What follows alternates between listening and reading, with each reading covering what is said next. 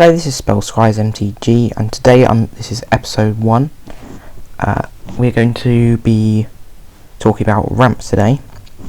So I'm going to tell you how to ramp in 1 colour, 2 colour, 3 colour, and give you some tips on 4 and 5 colour. So how many ramp spells do you want in a deck? We're going to want at least 10. If you have a higher average CMC, I'd say more than 4. You're going to want more than 10 ramp spells, so probably maybe 15 to balance out the amount of spells you can play, because you don't want to be able to play the spells when you want to play them. So first of all, we're going to start off with our mono-coloured ramp, and this is going to exclude green ramp spells. So we have the Diamond Cycle. These enter the battlefield tapped and add 1 mana of their respective colour. So there is Marble Diamond, Moss Diamond, Fire Diamond, I can't remember the rest of them. They'll be on screen though, and they cost 2 mana, so they're the perfect point when you want to be ramping in the game. So you can cast a 4-drop on turn 3. Next we have the Medallions. These are getting on the pricier side now. They need a reprint, so these make all the spells in their respective colour cost 1 less. For example, Ruby Medallion makes your red spells cost 1 less to cast. That's a very good card, along with the rest of the cycle. Next we have Wayfarer's Bauble, which is from the Commander's Quarter's favourite, where you can play on turn 1 and then turn 2 find a land, and then play a 4 mana spell on turn 3, so it's absolutely perfect. Myriad Landscape, a bit slower, but it does find us 2 basics when we sacrifice it, so we're always going to be up 1. And then Mind's Stone and Thought Vessel. These are just 2 mana rocks which enter the battlefield untapped and add a colourless, and they do something else. So Mind Stone can replace itself, and Thought Vessel gives us no maximum hand size, so that's pretty great. Sol Ring, classic Commander staple. Makes you 1-up mana. Play on turn 1, going to become the target. I usually play mine on turn 2. Then finally, for the mono-coloured, we have Burnished Heart. Only ever play this if your commander is 6 or more converted mana cost, because it's just quite slow. But it does find you those basics. Obviously, if you're playing commanders, try and choose cards which are going to work in that deck better. So if you're building around artifacts, make sure you include artifacts which sacrifice themselves to find lands, or just artifacts in general. And if you, for example, you're playing Rishkar, Peema Renegade, play cards which ramp you via +++ on counters like Gaia Sage, or of course Rishkar ramps you himself. Just make sure your deck, most of the cards in your deck work towards your main game plan. Next we have 2 colour ramp. So I'd recommend running the Signet in your colour, printed in the original Ravnica set, a Talisman. These are starting to climb up in price now, so I'd get them while you can, and an Arcane Signet. These are better in 3 to 5 colour decks, but they're still great here. There's not much point putting them in 1 colour decks though. Next, I would also recommend running Wayfarer's Bauble, Myriad Landscape, Sol Ring, and Burnished Heart as well. Well, you're going to want to remember with Burnished Heart, remember the 6 CMC rule again. I wouldn't recommend running it, unless your commander costs quite a bit. Moving on to 3 colour ramp, I'd recommend running all these. This section here is excluding green. I'd recommend running all 3 signets in your colours. The 3 talismans, although those are getting on the pricier side as I said earlier.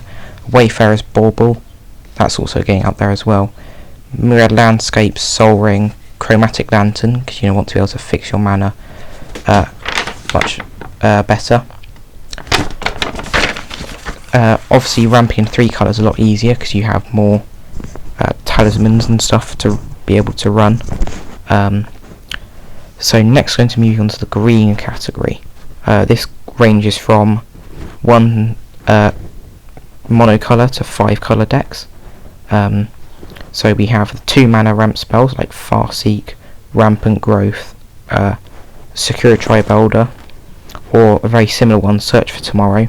It still gets you that 4 mana on turn 3, but you have to suspend it on turn 1 for 1 green, but it is still a very good ramp spell. Next we have the 3 mana ramp spells like Kadama's Reach, Cultivate and Harrow, along with Farhaven Elf and Wood Elves. These are very good in recursion based decks like Merrin, or cards where you want to blink them like Rune, or sacrifice them like Korvold. So next up we have ramp spells which are specific to colours. Croton Verge is very good at this in green-white, because you can find dual lands with it. Cards like Elves of Deep Shadow and Avacyn's Pilgrim are great if you have a 3 CMC commander in the colours that they're in. And if you have a 3 CMC commander, Llanowar Elves and Elvish Mystic are pretty great as well. But they are of course vulnerable to removal, because they're just creatures. Next we're going to be talking about why you want ramp in certain places. So start off with 1 CMC, such as Sol Ring, Elves of Deep Shadow, Avacyn's Pilgrim, etc. This is when you have a 3 CMC commander and you want to play it on turn 2 to get the game going. On the more casual side of things, you do really want to get your commander out as fast as possible. Obviously you can get out turn 1 if you want to, but a lot of people will get grumpy, so I would stay away from playing a 4-drop commander on turn 1. If you have a 4-drop commander, you're going to want CMC at 2. I like to keep my ramp at 2 no matter what CMC my commander is. Doesn't really matter.